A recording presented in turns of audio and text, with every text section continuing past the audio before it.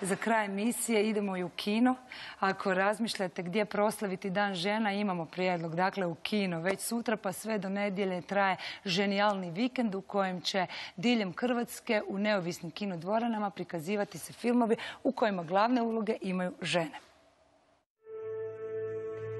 17 neovisnih kina u 14 hrvatskih gradova biće domaćini prvog ženijalnog vikenda u organizaciji Hrvatske mreže neovisnih kinoprikazivača i Hrvatskog audiovizualnog centra.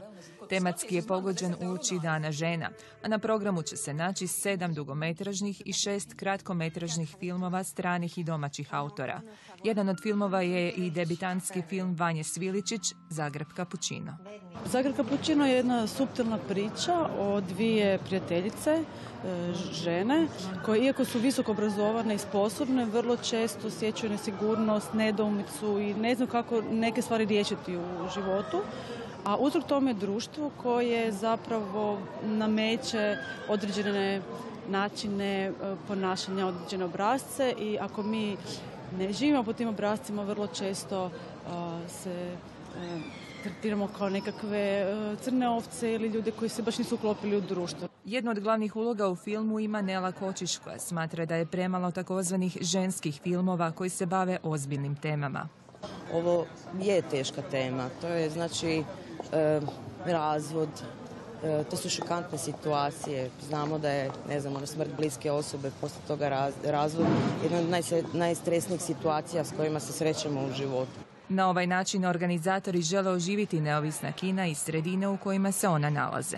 U zadnjih 5, 6, 7 godina se 10 kina ponovo otvorilo, a u brojnim sredinama čujem da će se i otvoriti nova kina. Evo upravo sad u 3. mjesecu se otvara kino u Metkoviću. Gdje će se sve prikazivati filmovi na ženijalnom vikendu možete pogledati na web stranicama Hrvatskog audiovizualnog centra.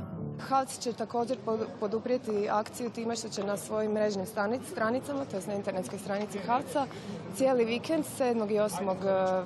ožujka puštati 4 kratkometražna filma koji se bave ne ženama, nego žensko-muškim odnosima. U zanimljivom programu nalaze se i neka najbolja recentna filmska ostvarenja, poput Oskarom nagrađene Ide i Zauvijek Alice. A publika može i u buduće očekivati slična događanja vezana uz važnije datume i događaje.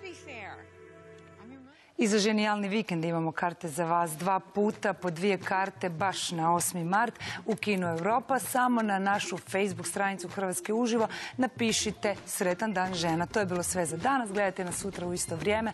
Emisiju za vas priprema Marta Šimić-Mrzlečki.